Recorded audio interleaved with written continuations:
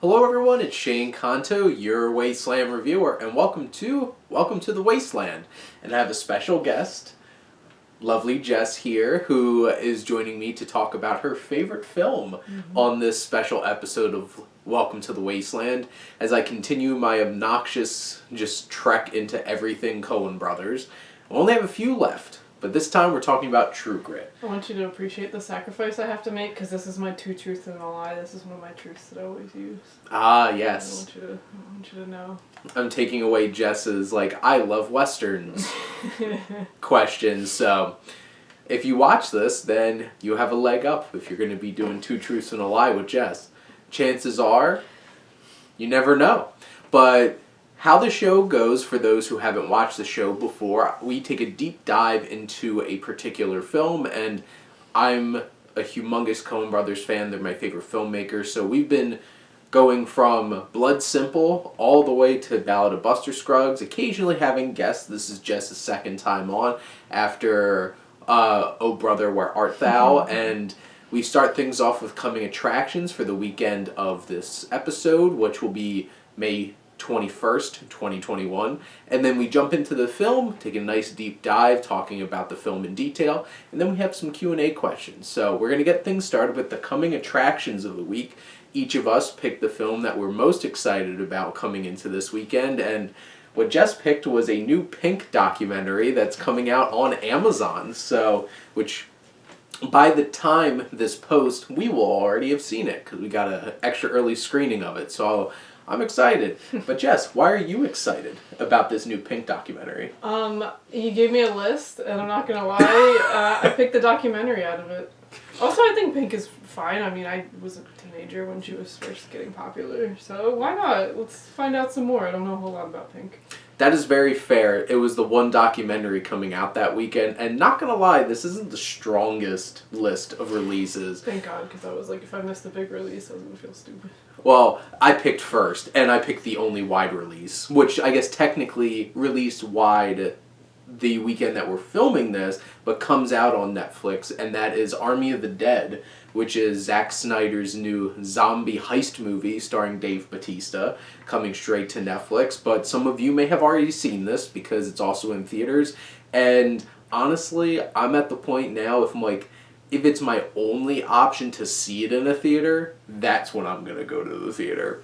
I will try to find it on streaming. I'll do VOD. I'll even obnoxiously spend $30 for Cruella if we don't find it at the drive-in. But, we pick our battles. And I really miss that people coughing atmosphere and people rustling through popcorn and drinking shit. I will be pissed watching A Quiet Place Part 2 if that stuff happens, which is funny because we're probably going to see it at the drive-in at the Navy Yard, which there's planes landing every so often. Yeah, that's going to ruin it. Was just watching Spiral last night. I'm just I was so close to making a joke to my brother. It's wow, they must have an airport right over the precinct in this movie because it's really realistic. But I decided against making that dad joke and just went about my business watching the movie. But with Army of the Dead, I am not a huge Zack Snyder fan. There's very few films of his that I like. Right there. Especially now. Hot take. He is an amazing visual storyteller, but most of his movies have the depth of a puddle. So I'm just How dare you? How dare I? 300 had many deep abs. Deep. Those crevices between those abs. Those. Didn't they do makeup? No, CGI. Oh, see. Oh. They beefed up their abs right. with CGI, but they all had abs to begin with. Yeah, I'm not discounting Gerard Butler's impressive abs. I'm just saying, normal people's abs don't look like that. No. Nor does human life look that way. I've watched way too many bodybuilding competitions to know that if people could look like that, they definitely would.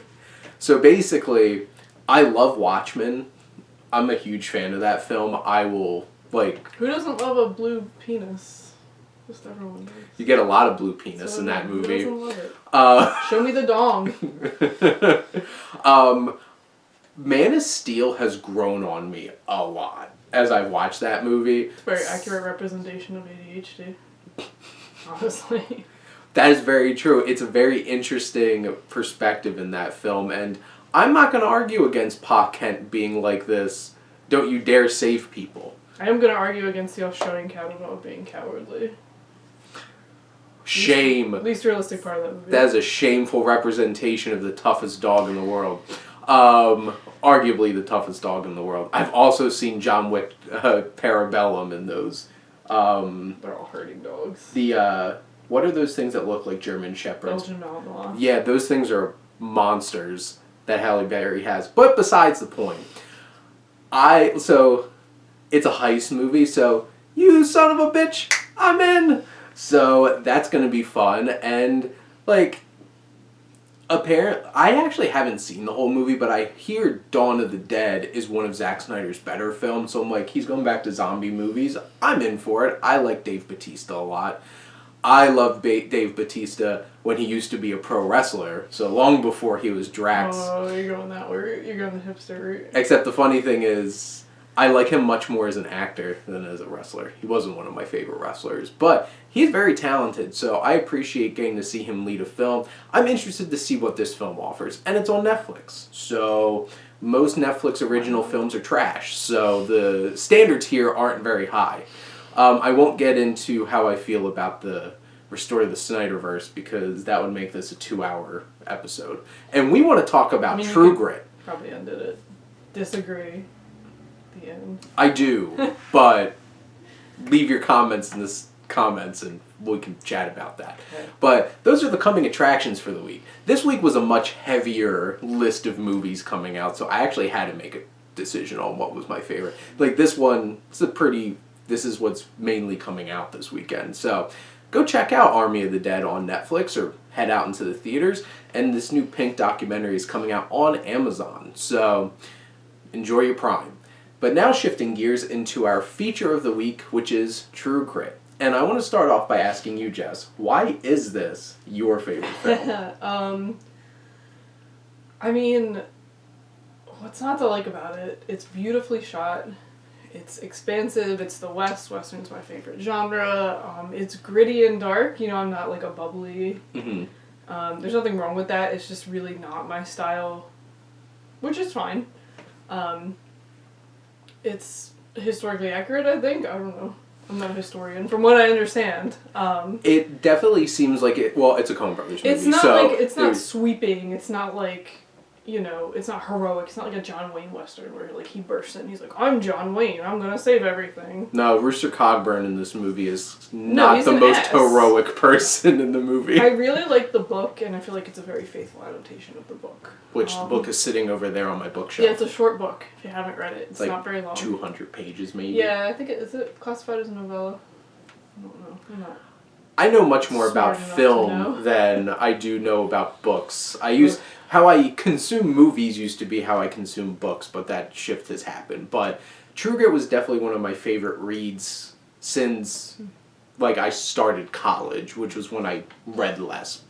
And this film is the Coen brothers' first real dive into a traditional time period Western. Because obviously their neo-Western No Country for Old Men is a masterpiece. And that was a great episode, so I'm going to shamelessly plug Welcome to the Wasteland episode with Matt and Alex talking about No Country for Old Men. But this is going deep into this actual time period, and the Coen brothers are so detail-oriented. I don't know that much about the Old West enough to be like, is this extremely historically accurate? But I know the Coen brothers well enough to know that they would have made this movie extremely accurate. And it feels that way. It feels so tangible and realistic in the way that everything works. There's still the awkward violence of the Coen brothers films. It's not like, well, obviously, we shamelessly spoil everything talking about these movies on Welcome to the Wasteland. So here's your warning. When you finally get to the climax of the film, when you have Haley Stanfield going toe-to-toe with Josh Brolin and she shoots him off a mountain, she falls backwards and like awkwardly falls down this crevice. Well, and even before that, you have her being strangled by Tom Chaney, and then he gets clubbed with Sharp's carbine Very important, very significant gun. Mm-hmm. For those in the know. Yeah. And, and then he gets clubbed, and then it's that awkward, like, blah, blah, blah. Well, and then he gets hit in the head with a rock, and then she gets the gun, and then she shoots him, so it's not just like... So it's a long string of really awkward violence, and like even a small thing of like one of the, Farrell brothers gets shot off his horse and then smacks his head on a rock. Mm-hmm. Just like, that kind of stuff happens in a Coen Brothers movie, because that stuff happens in real life. Even when, which is an amazing shot of Chaney's face when you first, like, see him, and then he, like, waddles over and, like, awkwardly tries to wrestle with a 14-year-old girl. Well, he's very clearly he has some kind of cognitive thing going on there. Well, and I think probably some kind of physical ailment, too, or because there's at least some kind of, or, I don't know if it's neurological, he doesn't look like he's stiff, yeah. He's got some stuff going on. Which... Watching him try to wrestle with a 14-year-old girl, it's awkward, and it should be. And then you have somebody like Rooster Cogburn, who's a one-eyed fat man. Everyone's teeth are real messed up, too. I appreciate that. Mm-hmm. And it's just like, look at Ned Pepper. Mm-hmm. Like he's a gross-looking dude. Yep. You got those furry chaps, too. Mm-hmm. It's like, those little details, everybody's so memorable, even with like the... Yeah, they're wool chaps. Yep. Sheepskin, actually. Yep. And then one of the Farrell brothers and all of his animal sound. Yeah. Really funny.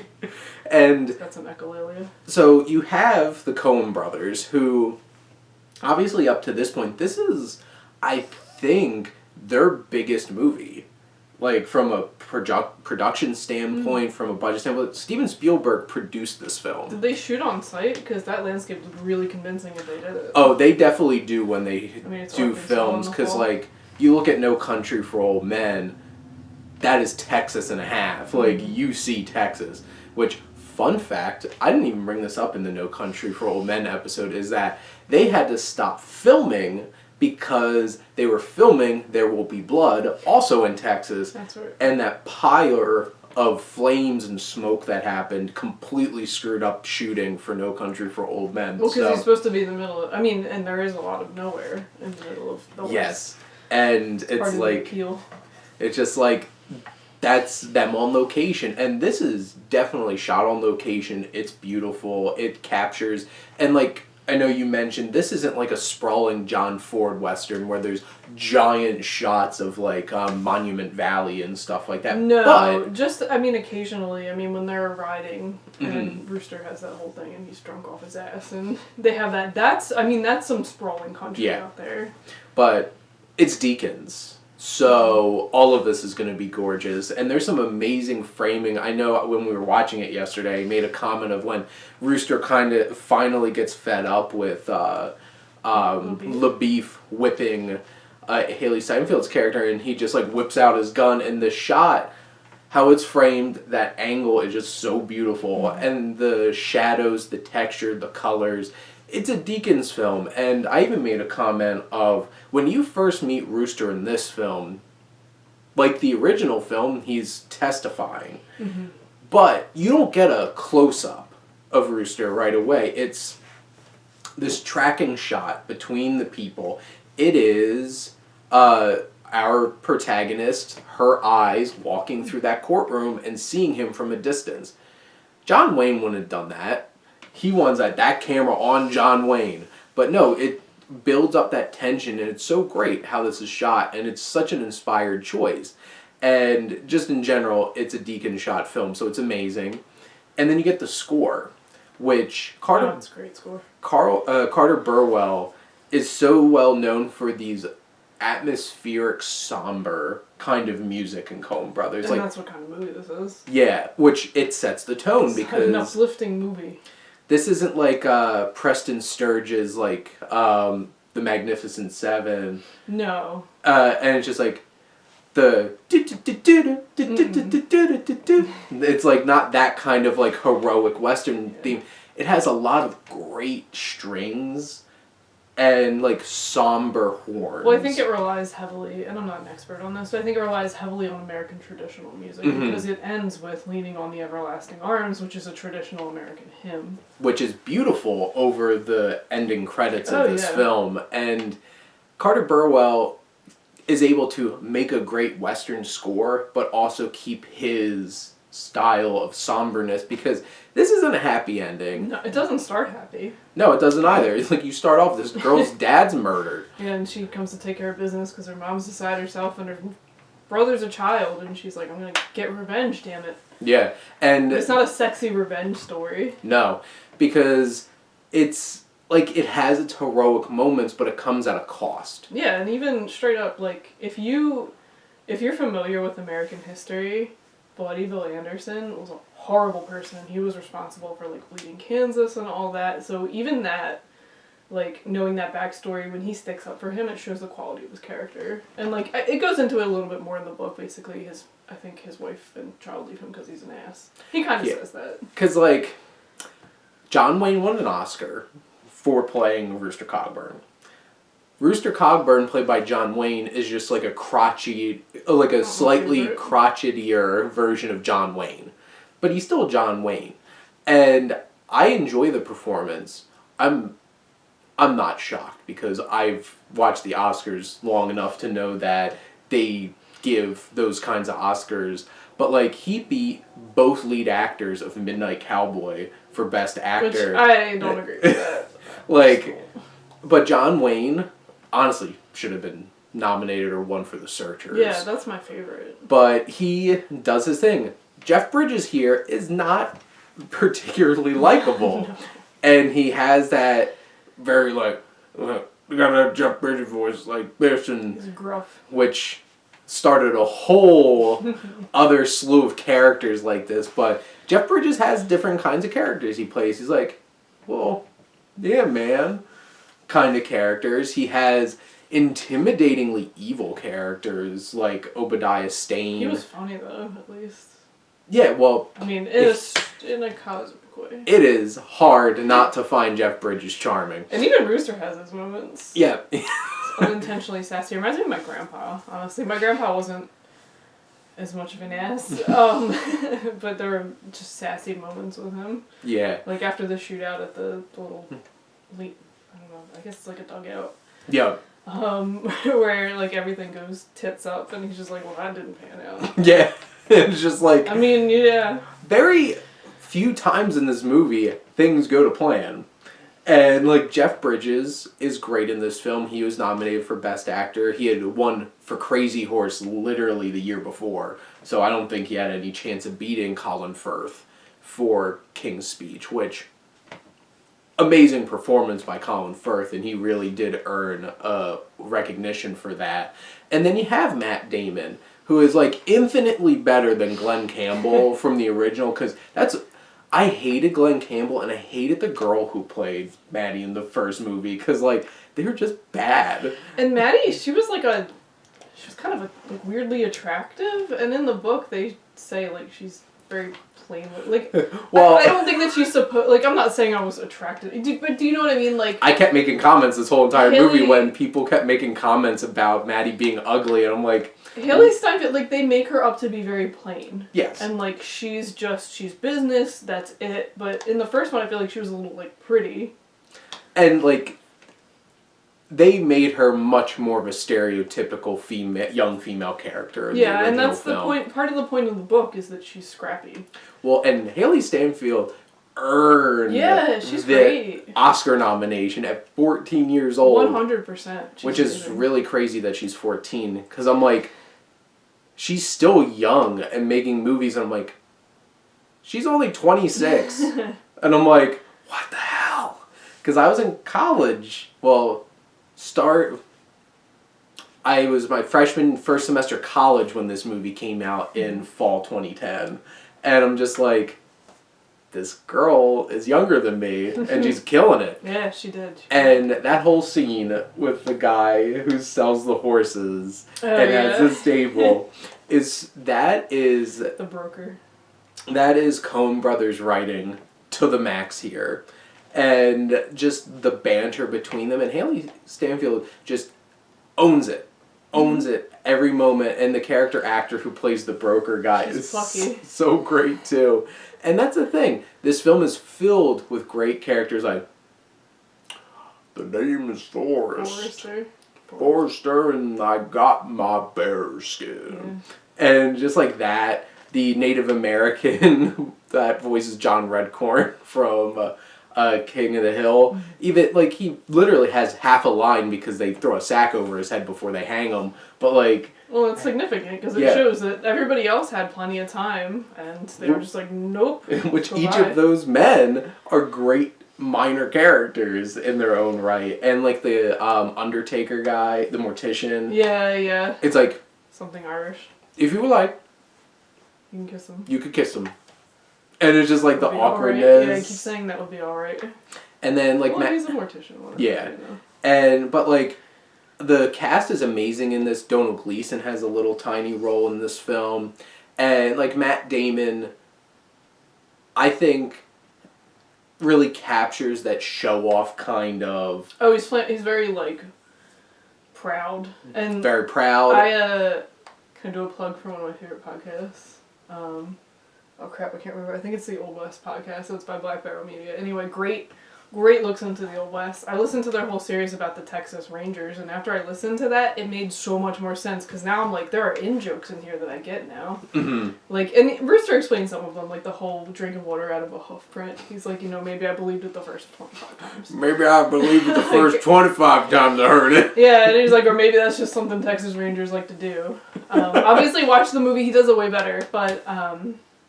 watching that gave a lot of background to it. Like, I feel like there's a lot of Easter eggs in this for people who are fans of the West or people who are familiar with the history of the West. It is very detailed in that way, and I really appreciate that. Mm-hmm. But the acting is great. The writing is fantastic. You have a great score, cinematography. Great firearms. Yes. You have many of your classic firearms. Mm-hmm. Pretty sure I saw a Colt Yellow Boy in there he's got the Sharps carbine, which is like a great... That was like the best gun. Jess loves firearms. I mean, for sniping things, yeah. I do. I like historical firearms. Yes. I'm a little rusty on it, but I do remember when I was reading, I have a bunch of books. I have like The Look of the Old West, I think is one of the best books that I had, because it was really... It goes into a lot of details, like the way you used to buy tobacco is by weight. You used to take a razor blade and just like shave it off and then white it, and that's how you would buy tobacco. Like... They didn't have it nothing was prepackaged. Thanks for the cigarettes, sister. Yeah, and everything was hand-rolled. They had hand-rolled cigarettes. I think it was like the 1880s or something when they started mass-producing cigarettes. Or cigars, or whatever, stogies. Like, they had all these different... Just chuckling at her meeting him outside of an outhouse. Excuse me, he is inside the outhouse. She is outside the outhouse. He is inside the outhouse. It's occupied. But from start to finish, this is... such a great film, and in context at that time, I would have 100% picked this over The King's Speech. I love The King's Speech. Yeah, The King's Speech is right up there. And actually, it's right behind Jess's head. Yeah, I was going to say. Right next to Kingdom of Heaven, Director's Cut, and The Kingsman, The Secret Service. Also starring Colin Firth. But this was an interesting year because you had... Toy Story 3 nominated for Best Picture, Social Network, which I think The Social Network is what most like filmstagrammers are like, should have won. I would have picked True Grit over that, but that's just me. And I'm just a diehard Coen Brothers fan, I guess. And that's back-to-back Best Picture nominees, back-to-back years, because Serious Man got nominated for Best Picture the year before. And that's interesting because I don't know if either of them would have been nominated with the old 5-film rule. Because this was early on when they expanded Best Picture. And also, they won Best Picture for No Country. So basically, the Coen brothers were like, 3 out of 4 ain't bad. Sorry, Burn After Reading. You shouldn't have been nominated for Best Picture. Still love you, though. That's an odd pick. Still love that movie. And they haven't been since. But in the coming weeks... going to be having my pal Robert from Sif Pop coming on for Inside Llewyn Davis, and presently nobody has called wanting to come on and talk about Hail Caesar or Ballad of Buster Scruggs, but if you watch this and you want to chat about it on the show, let me know. But Jess, do you have any other thoughts about True Grit before we wrap up? Give it a chance if you haven't. Just because it's a Western doesn't mean that it's boring. There are some slower parts, but whatever, there's slower parts in every movie. More or less, unless it's like John Wick. Off the top of my head. And I'm looking at my Mad Max Fury Road posters. I mean, like, give it a shot if you haven't already. I really enjoy it. Westerns are amazing. We are two huge fans of Westerns, so you should go support them. And historically accurate Westerns are even better. Definitely not like Django Unchained, which is incredibly... Enjoy that for what it is. Incredibly historically inaccurate, but also Quentin Tarantino just makes up his own history anyway, so what's the difference? Unforgiven's pretty historically accurate, I think. They have a very diverse... and relatively diverse. what I love most about that film is the tearing down of the mythology of Westerns. It's similar to True Grit in that way, in that it's a bleak, dismal film. Like, maybe not dismal is the right word. It's a bleak, gritty, like... One word. A misfire. It's not heroic. Yes. And William Money is scary. Like, when that happens at the end of that film, well, and be people prepared. like that would be. Like, even Rooster, like, he's not a nice man. He's not. No, They do a great job of not redeeming him for that. Mm-hmm. But in the end, True Grit is a great Western. We don't get a whole lot of Westerns anymore. Or, like, even specifically, like, traditional Westerns in the sense of, like, this isn't, like, Taylor Sheridan going out and writing tons of neo-Westerns, which I am a huge fan of. Which also, if you haven't checked out Those Who Wish Me Dead, go check it out. But this is a great experience, a great film from great directors, great filmmakers. So go check out True Grit. Now, we're going to wrap things up now with our Q&A section. So basically, what we're going to do this time is do some quick fire. Because we're such huge fans of Westerns, we want to talk... I wanted to bring up a couple different genres where we could quickly do what's your favorite of this genre and like one sentence why. Which I already asked you about Westerns and True Grit, so I'll pass on that. But for me, my favorite Western is The Good, the Bad, and the Ugly. If we're picking like a traditional time period Western, if we were picking including neo-Westerns, 100% No Country for Old Men. But you can watch an hour and 40-minute episode of this on why I love that film. But The Good, the Bad, and the Ugly, Sergio Leone is one of the greatest filmmakers of all time. The score is impeccable. And what my favorite scene in the history of cinema is that standoff. At the end, it is one of the most amazing... The original Mexican standoff. Yes, on screen. In an Italian film shot in Spain.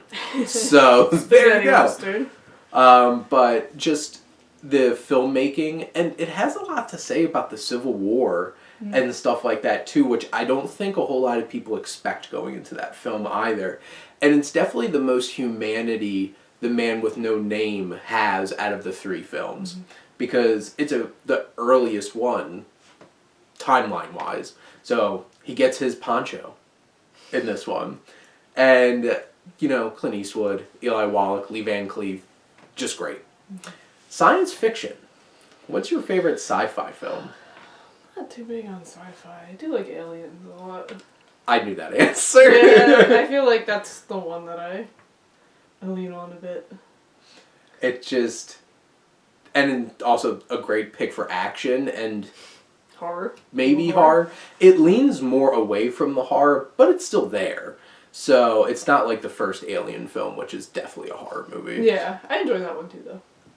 My favorite science fiction, if we're including dystopia in this scenario, is Mad Max Fury Road. Because it's just pure, unadulterated, just adrenaline rush of a film, an amazingly realized science fiction dystopian world, or if you want to go like real hard sci-fi, 2001: A Space Odyssey, because I'm that kind of guy, and I'm looking at my door over there with my 2001 and Mad Max posters right next to each other. Interested to hear if there's a difference here, but do you have a particular favorite horror movie? Particular favorite horror movie? I do really like The Thing. I've always liked The Thing. I'm way more of a dread person than like jump scares. Not a fan of the jump scares. I'm extremely They're jumpy. cheap. I'm extremely jumpy. I for years cried when people like surprised me, and it was just like a reflex. It's just really sad. I have to say, very effective to reduce people because they feel horrible, including one of my bosses. But yeah, The Thing. The Thing is my number 2, so I could do do do. Do do do. The most, like, purely just essentials Ennio Morricone score ever. Oh yeah. But I love the tension, the suspense, Kurt Russell and his hair. How do you not love that? Oh man, that hair. And Kurt Russell. But my number one favorite horror film is The Shining. Because... That's up there for me, too. Dread. Mm-hmm. Like, there is something about that film from the very moment, the music, just... Kubrick films are so uncomfortably disconnected from reality in how they're shot. And the layout doesn't make sense, so it's like you can't even get your bearings if you tried. Nope. Literally. There is no... That real hotel's pretty creepy. I went a couple years ago with a friend of mine to, well, it's not the actual overlook they use in the movie. It's the Stanley in Estes Park. And it's pretty creepy. I don't know that I, divined any spirits or anything, but it's pretty spooky. Jack Nicholson. Yeah, and you have to go down in the basement for stuff, and I was like, I don't want to go in the basement. Bad stuff happened in the boiler room at the overlook. In the book. And then I guess... Yeah, I didn't even know that at that point. Which I love Dr. Sleep too. Mm-hmm. Mike Flanagan is my favorite horror director. Like, if you're just going to pick somebody who specializes in horror, he is off the charts. And if you haven't watched Haunting a Hill House... Is Mandy considered a horror? Because I'd like to revise my answer. I would consider it a horror movie. Okay, I would like to put Mandy, just eke out the number one spot. Panos Cosmatos. Oh my god. What doesn't it have? It's got Nicolas Cage in his underwear screaming. It's got everything. That movie is so otherworldly. It's fucking weird. Yeah. I didn't expect it. What are genres I haven't brought up yet? We talked about Western, science fiction, fantasy. I'm not a big fantasy person. I like Stardust a lot. I love Stardust. Yeah. Matthew Vaughn's so great. Honestly, most Disney Disney animated movies are fantasy. Yeah, and Studio Ghibli as well. Yeah, okay. Alright, so Spirited Away then. Yeah, so that's the thing, because so here's maybe a hot take here. Animation's not a genre. It's a medium. Yeah. But people count animation as a genre. Mm-hmm. I feel like that does a disservice to animation. Mm-hmm. It cheapens it. It's just like, this shouldn't be compared to the rest of these, but if anybody knows me and have seen what gets in my top 10 every year, my number one last year was Wolfwalkers. Come at me. Yeah, Wolfwalkers is great. So, that's a fantasy. Exactly. It is also a fantasy. Lord of the Rings is obviously my favorite fantasy. They're my favorite films of all time, so... It's difficult for yeah. us with attentional problems. Fair. To sit through it. So, you know what's funny? I rewatched Fellowship of the Ring for my birthday a couple months ago. Heck, well... A few months ago. 6 months God. ago. That's almost 6-7 months at this point. Ago. Oh my god. But that 3 hours blew by. Yeah, I think... The pacing for Fellowship of the Ring is quite impressive. But I love fantasy, I would argue, is the hardest thing to make work in live action. Yeah, that's true, because you gotta make it believable. Yeah. I like Stardust, though. Animation makes it work easier. Because you could suspend your disbelief better. I would also, so I'm also going to throw another hot take out here, is comic book films are not a genre. No, I agree. Sorry. They're different. It's literally what you're adapting them from. I don't call, books a genre of movies. I never got that. Book adaptations. Most comic book films, superhero films, are science fiction or fantasy. So, Captain America, science fiction. True. Thor, they do try to explain it as their science, but fantasy. Yeah. But I feel hit on some of the main genres there. Maybe one last fun one at the end here, because I asked this question yesterday as my question of the week. Favorite musical? I thought about it. I think for me it really depends on my mood, because I really do enjoy Chicago. Do I think it should have won Best Picture? I don't know. No, Two Towers should have won Best Picture. But I do really like Chicago. I love Into the Woods, and I think part of that is I'm a Spiteful Ass sometimes. And I thought it was funny that people went and didn't know it was a musical and then were upset about it. They need to stop marketing Sondheim musical adaptations as not musicals. Yeah, like, and I guess you shouldn't expect people to just know that. Yeah, it's ridiculous. But I'll have to think of some more. I don't know that I have a favorite musical. I tend to enjoy musicals. Mm-hmm. I love musicals, and that's one of the genres that I'm like, if it's not a great film, I could still enjoy for the music. I do not like jukebox musicals. I do not. Moulin Rouge. No, I was extremely disappointed by that, by Across the Universe. Roxanne. I never watched it since I watched it and was very irrationally upset about it. I thought that Moulin Rouge was a fever dream. Like, did this exist? I mean, she had tuberculosis, so spoilers for Moulin Rouge. It's been out forever. She had tuberculosis, so maybe it's almost a 20-year-old film, yeah. So... Actually, it came out in 2001, I think, so it is a 20-year-old film. I like the last 5 years. But I think it's because I also like the Broadway. That song hits me. Which one? The first song, Still Hurting. Yeah, Still Hurting. Oh, man. One.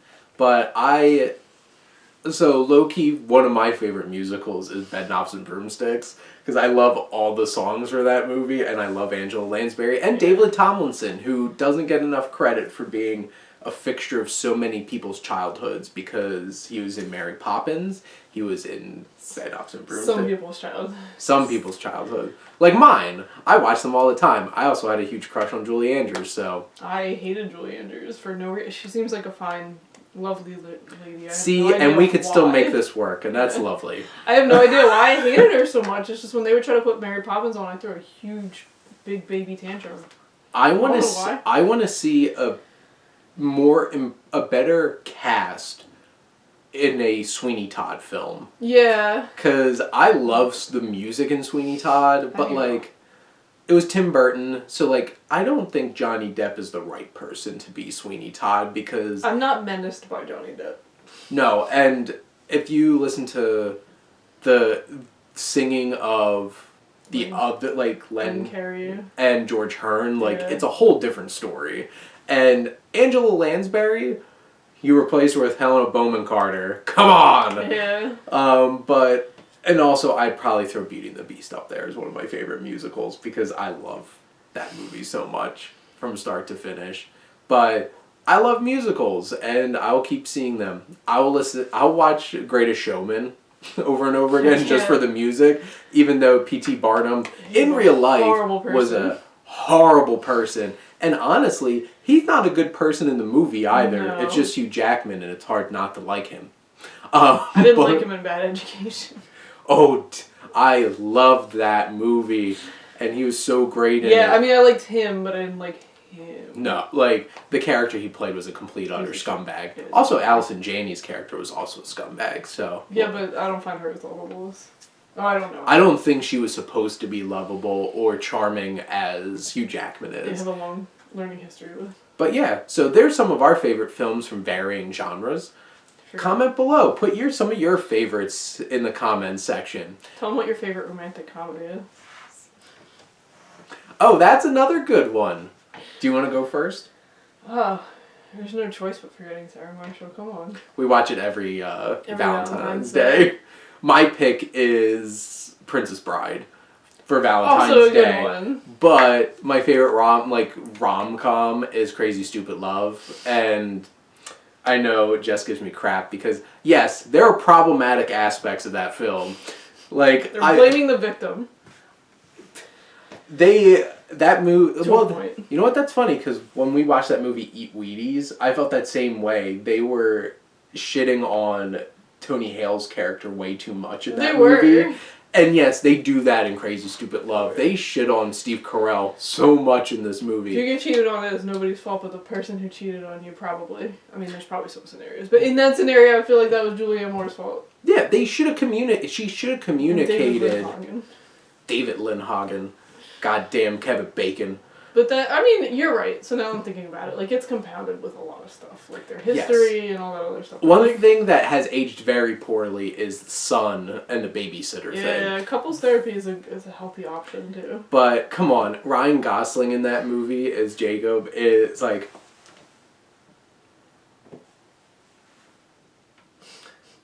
Are you in a fraternity? Why are you wearing the New Balance? Whoosh! Just chop them off the balcony. They have very much changed how I see New Balance sneakers. New Balance makes comfy, those high specific models, high quality, and Air Monarchs, and wide shoes for people who have size 15 quadruple E extra wide feet. So I will die on this hill. New Balance is the best sneakers. They give me the best brand, but like I have to admit they are very unflattering. I had sneakers like that for most of my life. And now you know better. Now I just wear completely black ones. So, but they're still extra comfy. So, and I don't even get paid by New Balance, but you should go check out New Balance shoes. I do not wear New Balance. But I love Steve Carell's so great too. Yeah, he's cuckolded by David Lindhagen. He's enough that you just, like Jacob says, you want to put him in his movie. Yeah,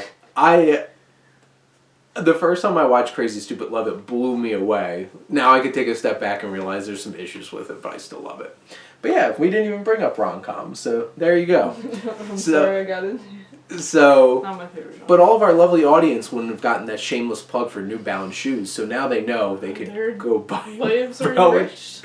Yes, but thank you, Jess, You're welcome. for joining the show this week. And thank all of you out there for always tuning in and supporting your Wasteland Reviewer.